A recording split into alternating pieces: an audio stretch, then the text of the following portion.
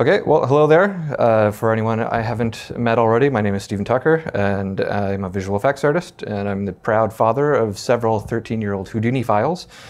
So I got my start in the industry as an intern at Side Effects many years back, and later worked for them full-time, and eventually switched into working in film, where I participated in the glamorous jet-setting lifestyle of moving around the world a little bit, and eventually found myself in Montreal, where I'm currently the senior visual effects artist working on Darwin Project at Scavenger Studio.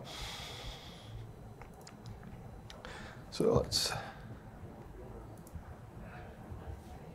in case you're not familiar with it, Darwin Project is currently in early access on Steam and Xbox Game Preview. It takes place in a dystopian post-apocalyptic landscape in northern Canada. Up to 10 players in a match of the Darwin Project take on the role of reality show competitors who must collect resources and build tools in order to survive the bitter cold and fight to the death. That thing in the background there, I'll refer to that as a beacon. Players who make their way to these beacons can harvest electronics, while every combatant in each match begins with access to an axe and bow.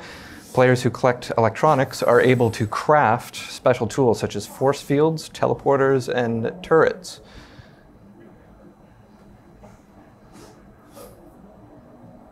You can also craft invisibility tools.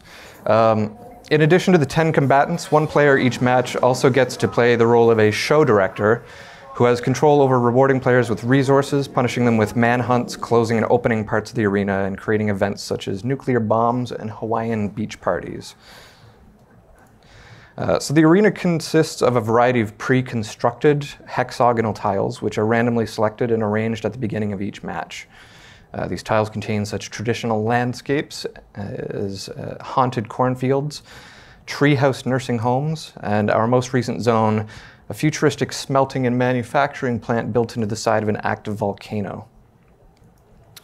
So let's be clear here.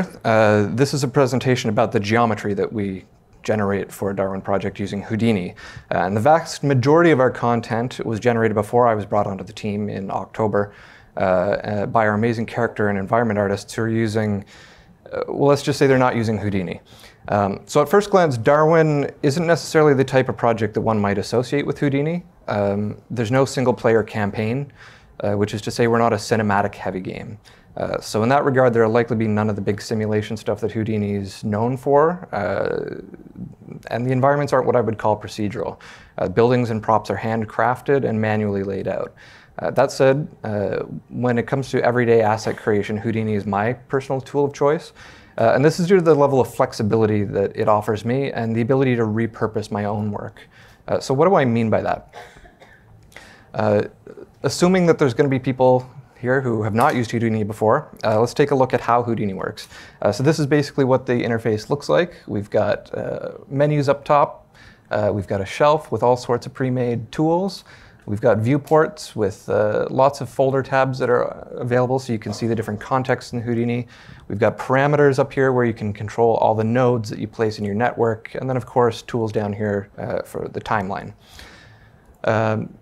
We can hide most of that. So I'll clean this up and I'll just draw your attention mostly throughout the presentation to this window here, which is where we see our 3D viewport, the parameters, and the node-based network.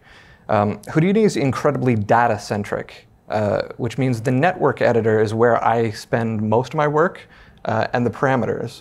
You can certainly work in the viewport, and there's handles where you can move stuff around, scale, and whatnot. But for the most part, these nodes are where the instructions happen.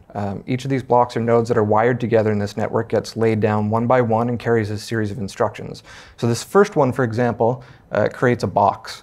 And you can see that nothing else in the network gets processed because that's where this blue display flag is. So as I move the flag down, we start seeing more and more instructions.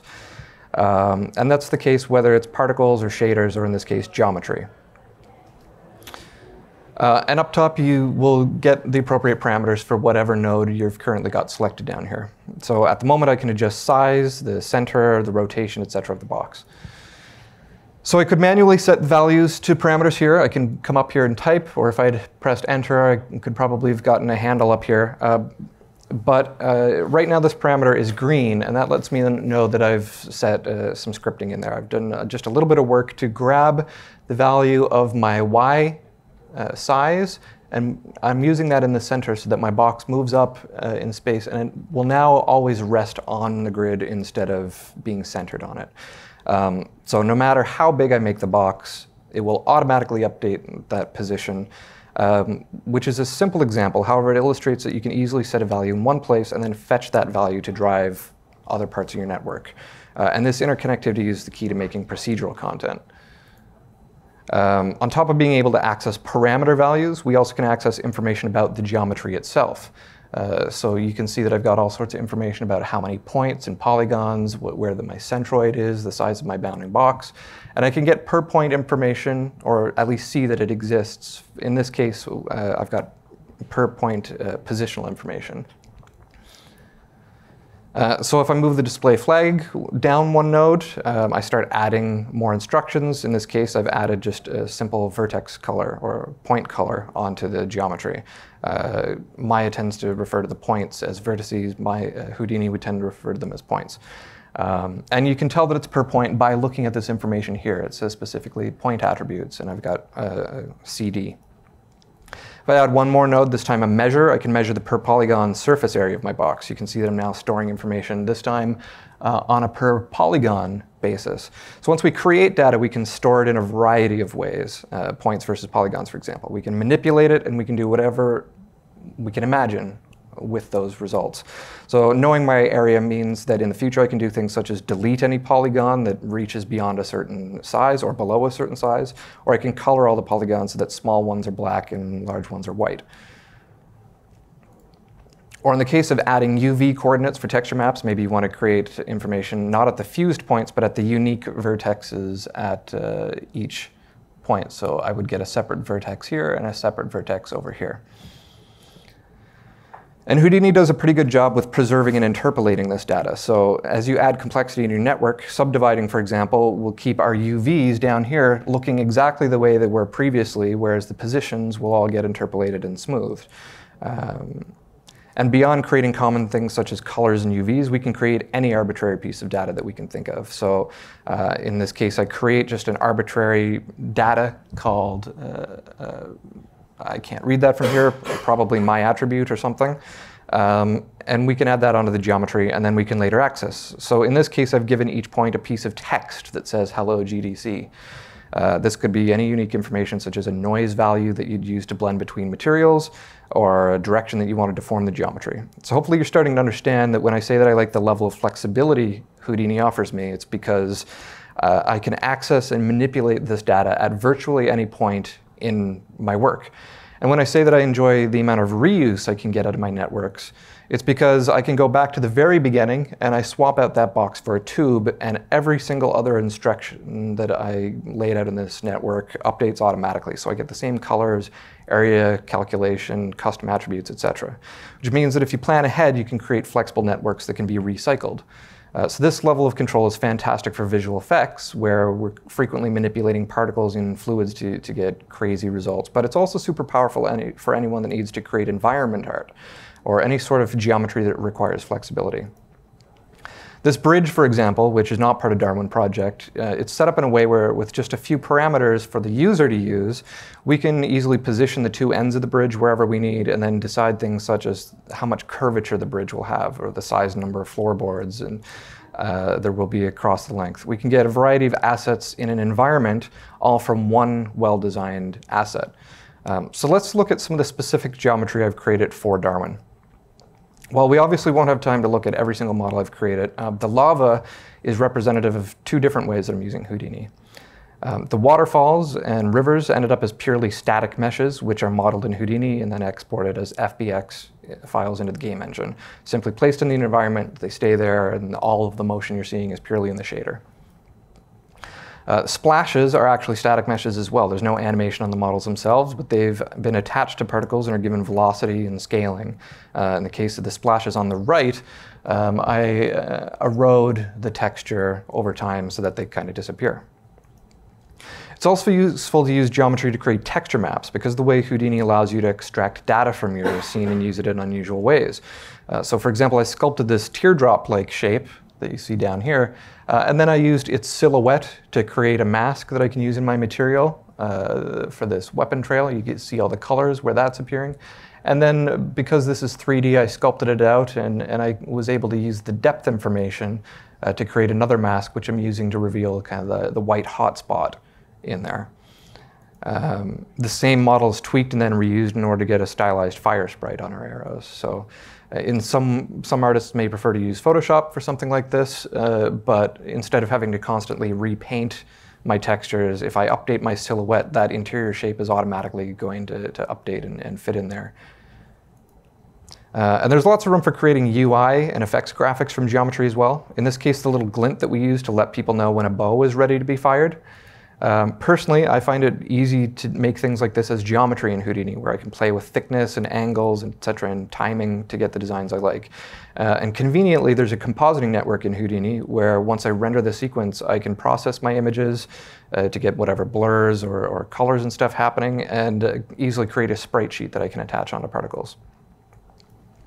And finally, why not combine static geometry and texture maps to create animated geometry? So in the case of this character, the Houdini Game Dev Tools offers the ability to animate and deform geometry and then save the animation information as a texture map. So these are essentially animation curves up here.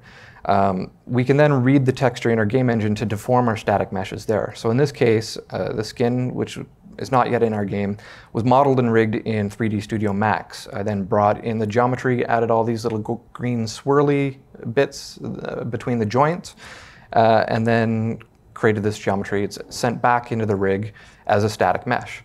So in the game engine, every time the character is moving its arms or rotating, all these little pieces will get a free ride, and they'll all have their own local rotation.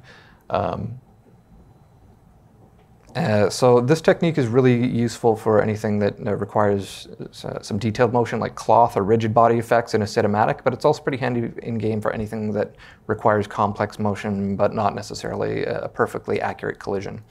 The Vertex animation tools are pretty straightforward. They're built into Houdini along with a lot of other game dev tools. So if you're interested in learning more about them and loads of other things, I'd recommend you look for the Real-Time Effects Tools training material on the SideFX website.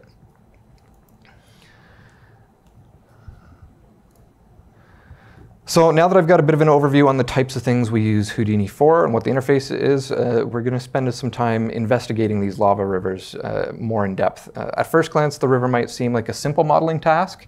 However, it represents something that isn't just a one-off model, but rather a workflow that needed to be developed and reused in order to create a variety of rivers. I started on Darwin in November and was tasked right away with creating a lava river for the upcoming arena tile that would be getting released in December. So we knew we wanted various lava elements, but I had no idea where they would be. So I needed to make something that would be flexible enough that I could rough something in and then rapidly finalize it within a couple days before release to the public.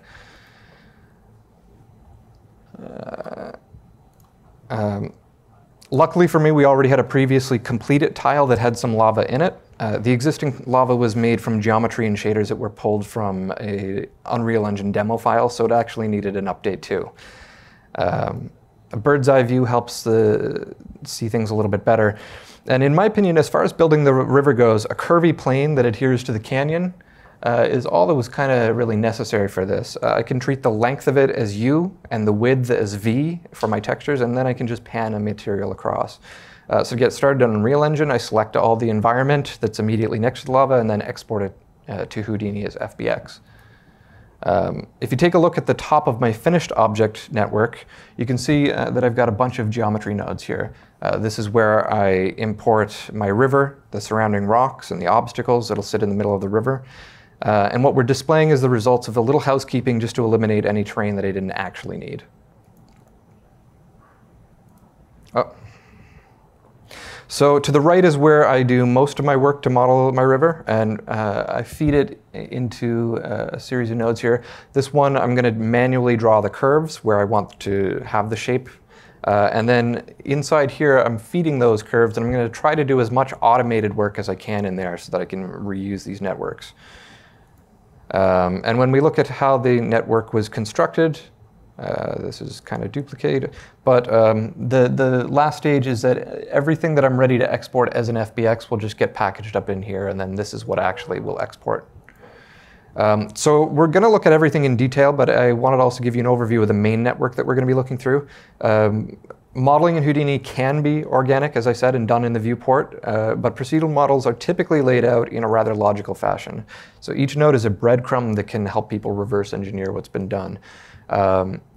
So I've got this kind of organized into several tasks. Up here is where we will import the curves from my other network. Here I'll be splitting the curves into the two shores of the riverbank and doing further processing. And after that I'll be doing a little bit of math on them so that I can process my UVs. One of my favorite things to do when I'm trying to create a shape that requires very clean UVs is I'll create a nicely simple UV grid, and then I'll blend that into another model. And that's the workflow I intend to take here. So over here on the left, where you see a little bit of branching, that's where I'll be creating that grid. I merge their positions and do some UV work here. Down here is where, because I'm importing stuff that a level designer's already gray boxed for me, I'm going to try to conform my shape a little bit to what's already in the game for players. Down here I'll add these colors attributes so that I can kind of determine how close my river is to the riverbanks and maybe do some shader work with it. I'll do a little bit of cleanup here to delete data that I don't need in Unreal Engine, where I export it here, and then this is where I'll create collision geometry. So it's easy to get carried away with trying to automate every aspect in a procedural file. My initial instinct was to try to merge the rocks together and somehow extract a curve that ran along the canyon walls.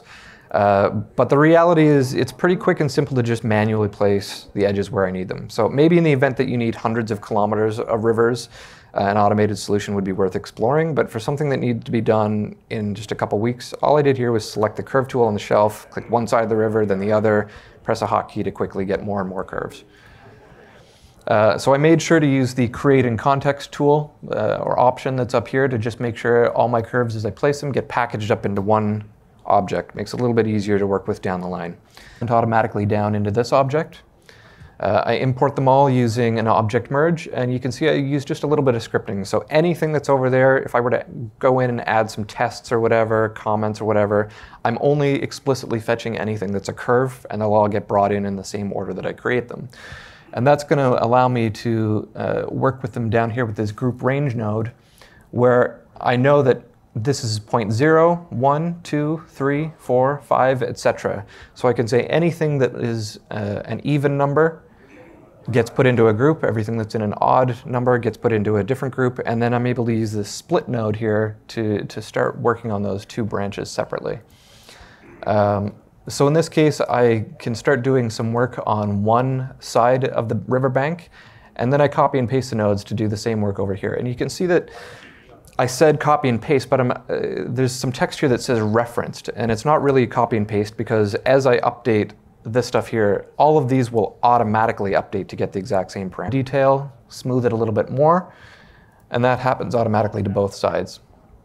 At this point, I want to start building it into a mesh, so I'm going to, from each side of the river, kind of stitch it together. So I just create an arbitrary line that has points on it, and I'll use this to start stretching from one side to the other.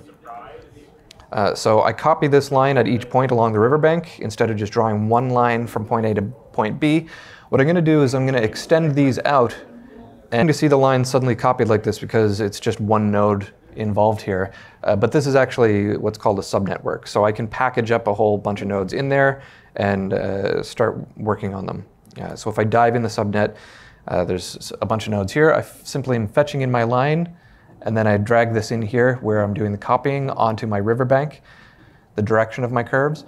And then I do a little bit of actual math inside this VOP network. VOP networks are useful for processing your specific attributes. So I just use a simple cross product to find the perpendicular direction to these curves. And then, as I said, I just copy them on. The same way as a C++ developer would comment out sections of the code, This a little bit later. Part of the workflow in Houdini is that you can kind of go back at any point and add stuff into your network. So this represents something that I added later on once I realized I needed more functionality. Special part of a network called a for each loop, which allows you to do one operation multiple times. So in this case, I feed in one riverbank and I feed in the other riverbank. And all that I'm doing is I'm blending using a little bit of math in one of these VOP nodes. There's an option there that I just turned off, and now it'll collect everything all into one spot. So now I simply lower my curves down to a more appropriate position inside the canyon, add a little bit of noise to distort them so that they feel more organic. And when I showed this off earlier, I said the point is I'm going to make a grid and then blend it onto the other thing. Clearly, I haven't created a grid at this point. So that's where this process comes in.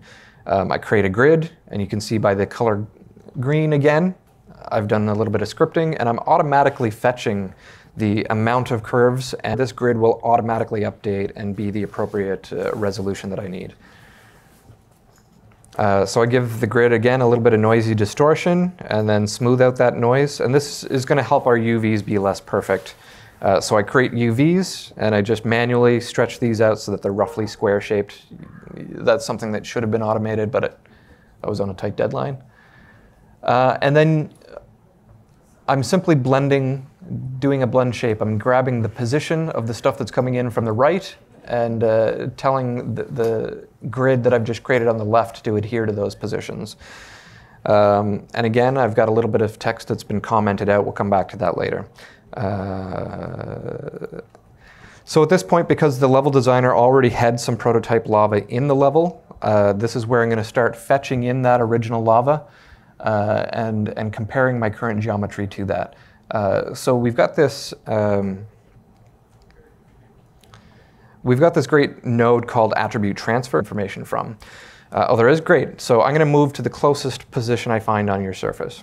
But the two pieces of geometry don't really have anything in common.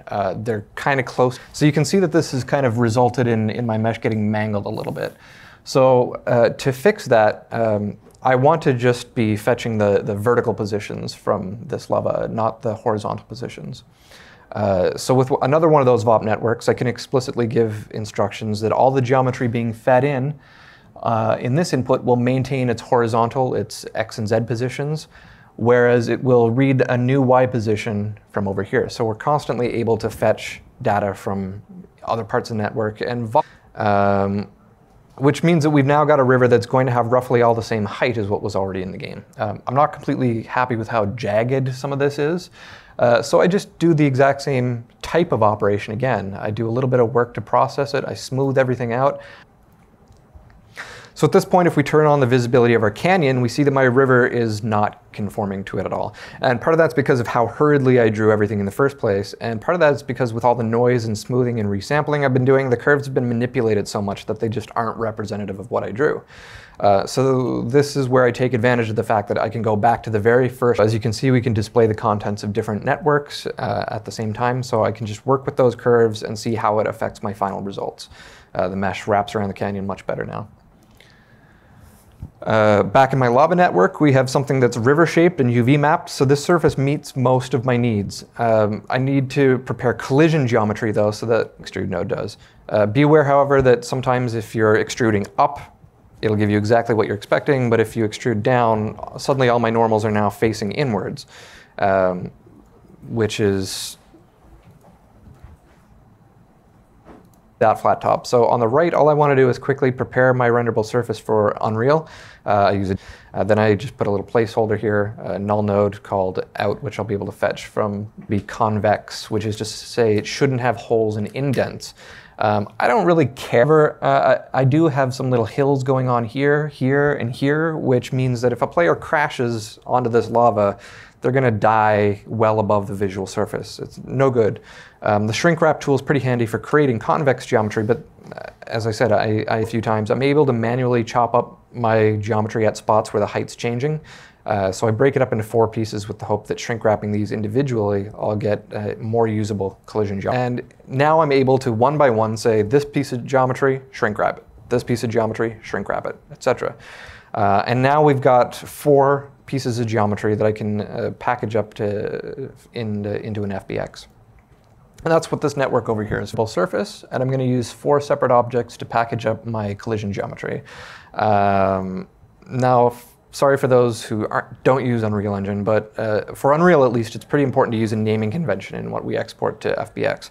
So I've named these very carefully. And for all you automation nerds out there, I'm also going to use this naming convention. That object, you can see I'm using an object merge, and I'm able to just look at the number, copy and paste these. I'll automatically be able to fetch collision 0, collision 1, collision 2, etc. So if I need more than 4 in the future, I just copy and paste this node and it'll end up updating for me. So back in the for each loop, we run the loop 4 times. So this is where I need to group each geometry as it's shrink wrapped based off of the current. You can see I've named this collision geo 0, 1, 2, 3. So finally I create a node, another little null node just to let me know where my collision geometry exists. I translate the stuff down so that when people fall into my lava and die, they're below the visual surface. As expected and ready to be exported due to that little scripting that I set up earlier. So I want to say we're rocks in the middle of our lava, and you never know it by looking at the mesh itself. I want to kind of get my materials flowing around those, right?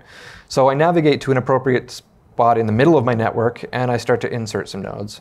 In this case, I'm using the edge cusp node, lines that are in the middle of my collision geometry. I use edge cusp to rip those apart at the seam, and then I use an edit node to kind of shape everything.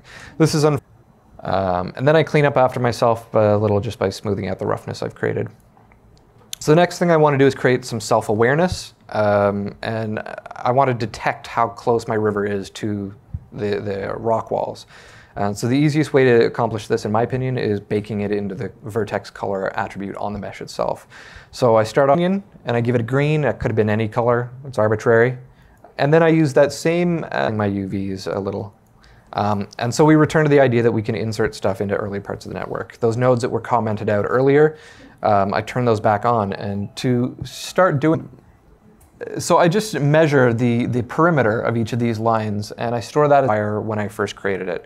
And then I do the same thing after I stretch it out, and now I can be stretched over time, and I can find out what's the minimum amount and what's the maximum amount. Get some compensation in there so that stuff stretches and squashes a little bit less noticeably. It's a subtle difference because of the particular values I chose in this case, and there's still some stretching and squashing, but it's less noticeable than it was. So once I've got the geometry the way I want, I just use the FBX export node on it, and I've got geometry that. And so the advantage of this workflow is that a Houdini network can be for the next 3 days that I have remaining to do all the stuff as it's coming in from the level designer, and we need to put it into the game. And so suddenly I've now got 14 more rivers in the span of a day. But it's a 4-hour game. Was very minimal.